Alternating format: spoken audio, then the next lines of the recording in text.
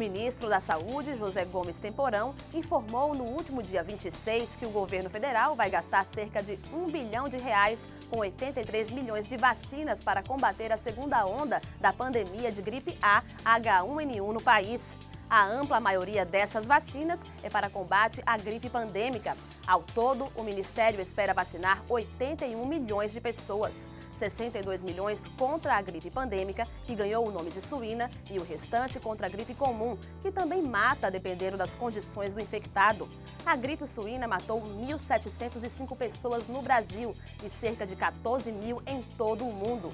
A vacinação irá prioritariamente para profissionais de saúde, gestantes, indígenas e população com doenças crônicas, excluindo pessoas acima de 60 anos que receberão doses na campanha nacional de vacinação. Adultos saudáveis entre 20 e 29 anos de idade também serão imunizados, segundo o ministro da Saúde. A campanha começa em 8 de março e vai até 7 de maio. A primeira etapa da campanha, de 8 a 19 de março, será dedicada ao atendimento de trabalhadores de serviços de saúde e à população indígena.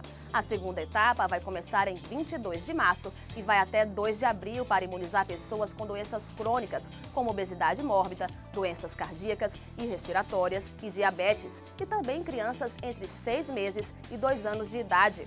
A terceira etapa, de 5 a 23 de abril, atenderá pessoas entre 20 a 29 anos. Maiores de 60 anos com doenças crônicas serão vacinados na quarta etapa, entre 24 de abril e 7 de maio. As grávidas poderão ser vacinadas ao longo de toda a campanha, independentemente do momento da gestação.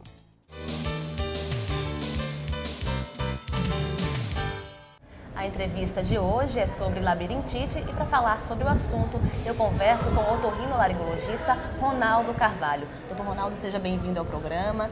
O que é a labirintite? Esse termo é correto ou existe algum outro mais adequado?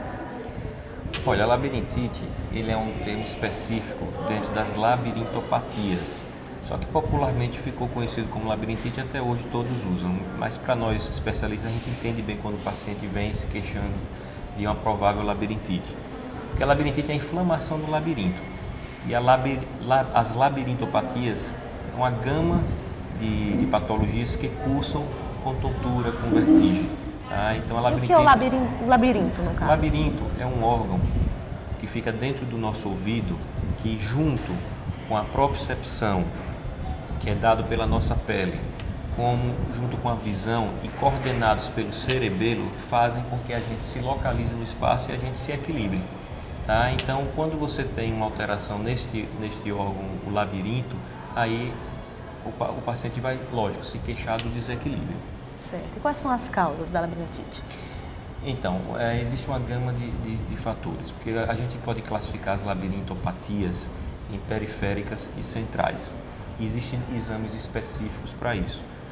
Exemplos de labirintopatias centrais: nós temos tumores que podem estar comprimindo a região do tronco cerebral, de onde sai o nervo que inerva o labirinto, e o paciente vai referir tontura também, doenças neurológicas degenerativas, etc.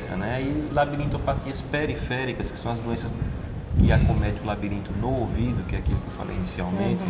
Então nós vamos ter algumas doenças de descolamento de partículas que tem dentro do labirinto.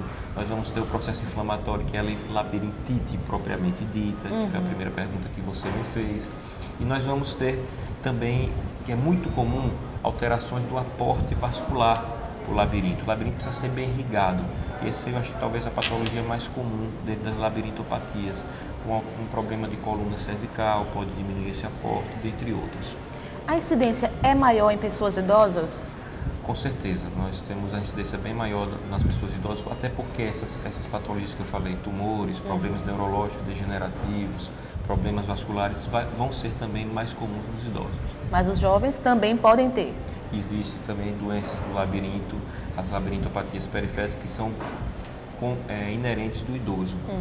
Eu posso exemplificar quando o adolescente, por exemplo, dos mais jovens. Quando o adolescente, por exemplo, vai num parque de diversão e anda naquelas montanhas russas, numa situação dessa, pode exatamente haver o descolamento dessas partículas que ocorrem, que estão dentro do labirinto, que transmitem para o nervozinho do equilíbrio, a posição da gente no ambiente, quando ocorre esse descolamento, ocorre esse desequilíbrio de informações para o cérebro e o adolescente fica com a labirintopatia. Essa labirintopatia ela é denominada vertigem posicional paroxística benigna. Ela é temporária nesse caso? Ela é temporária até que você faça o tratamento adequado, né? Que no caso dela seria o reposicionamento dessas partículas que se deslocaram no local onde elas deveriam estar. Certo. Além das clássicas tonturas, a pessoa com labirintite ela pode apresentar que outros sintomas? Você falou bem, o sintoma típico é a vertigem, é a tontura. Tá? Isso é o que caracteriza a labirintite. Só que essa vertigem e tontura ela pode vir acompanhado, dependendo da intensidade, de náuseas, né, de escurecimento da visão, tá? Realmente tem capacidade da pessoa se locomover.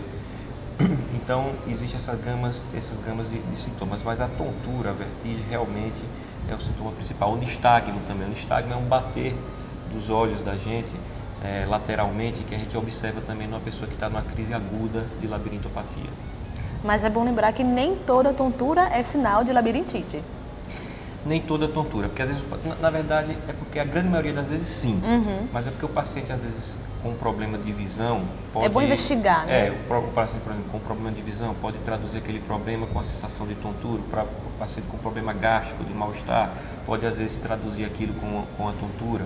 O paciente com enxaqueca pode também vir acompanhado da sensação de tontura. Então, realmente, nem toda tontura é uma labirintite, uma labirintopatia. Entre as complicações, há a probabilidade de ocorrência de quedas, fraturas e até mesmo traumas cranianos? Com certeza. Inclusive, quando a gente aborda um paciente com a labirintopatia no nosso consultório, a gente orienta bem que até que ele comece a ter o resultado do tratamento, quer seja o tratamento clínico, geralmente a gente associa o tratamento clínico a uma fisioterapia para o paciente recuperar muito mais rápido. A gente realmente orienta que esse paciente não deve andar sozinho, porque aumenta muito o risco, né, de realmente ele cair e sofrer uma fratura, não deve dirigir de forma nenhuma. A gente dirigindo tonto, imagina. É o risco, né? É verdade, mas tem cura ou é só controle? Não, a labirintopatia tem cura. A gente tem que fazer o diagnóstico correto da etiologia, quer seja vascular, quer seja metabólica. Por exemplo, um problema muito comum que o paciente pode se queixar de tontura são problemas metabólicos, por exemplo, diabetes mal compensado, um colesterol alto, pode se traduzir também como um sintoma de tontura. Então, se a gente aborda bem a causa que está levando a labirintopatia, o paciente vai realmente responder o tratamento e vai ser curado. Então, a causa pode advir de uma outra doença, no caso? Pode sim, pode ser ela... Na verdade, é porque essas doenças, elas têm manifestações sistêmicas e o labirinto também não é poupado disso. O colesterol alto, então, uma glicemia alta, as alterações são sistêmicas em todo o organismo e o labirinto não é poupado disso, ele também sofre com isso. Certo. E como é que é o tratamento? Então, o tratamento, a gente vai, lógico, tem aquele tratamento na fase aguda, onde a gente tem que tirar o paciente da crise. Né? São aquelas drogas que são drogas que impedem que o paciente diminua a sensação de vômito do paciente, são drogas que sedam o paciente, por isso que algumas drogas que a gente usa para as crises agudas de labirintite, o paciente tem bastante sono. Mais um motivo que um paciente desse não deve, por exemplo, dirigir um carro na hora que está fazendo o tratamento nessa fase aguda. E a maioria das drogas, a depender da causa, a gente vai, e é muito frequente a gente utilizar drogas que aumentem esse aporte vascular com o labirinto. São vasodilatadores periféricos que, aumentando esse aporte vascular ao labirinto, vai fornecer um meio adequado para que as alterações que estejam ocorrendo ali degenerativas no labirinto, elas se restabeleçam. Doutor Ronaldo, para a gente encerrar a nossa entrevista, há como prevenir a labirintite? Sim, né?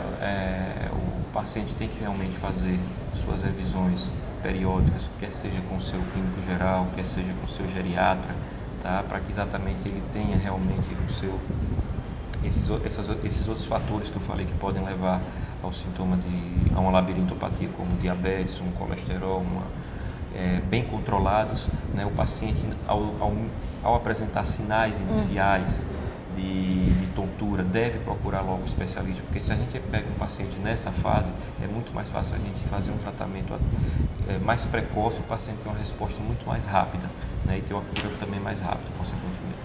Ok, doutor Ronaldo, muito obrigada pelas informações e pela sua participação no nosso programa. Muito obrigado, eu que agradeço.